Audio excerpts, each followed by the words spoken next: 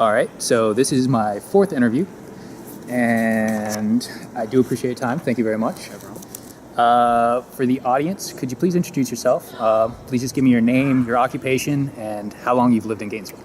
My name is Thomas Carter. I work with Nationwide as a customer service rep, and I've lived here for probably about 5 years, I guess. All right. In your own words, would you describe the demographic of Gainesville? I would actually say it is pretty diverse.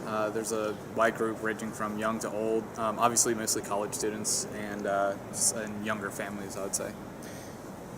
When you go out for fun, whether it's alone or with your family or anything like that, what's the type of places you like to go to and why? In Gainesville, typically I guess it would end up being a bar because that's all there really is. I would like to go to arcades and other things like that that are more like a Dave & Buster's type situation, but there isn't no one in Gainesville. In Gainesville specifically, I would say bar or like Payne's Prairie, that kind of thing.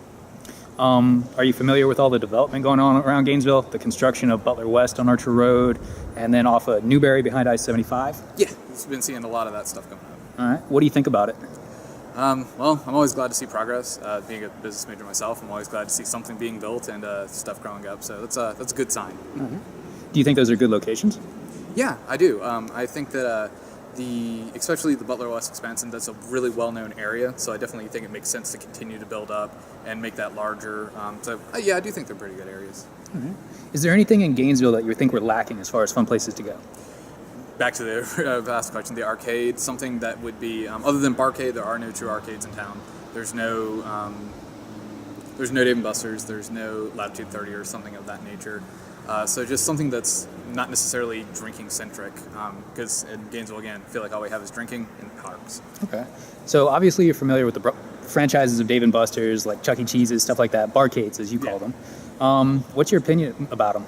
I'm for them. I feel like it's something that would be very good to have. It's a good way to have kids enjoy the same games as adults and foster good competition. And I'm really surprised there isn't one already here. And I think it would do well.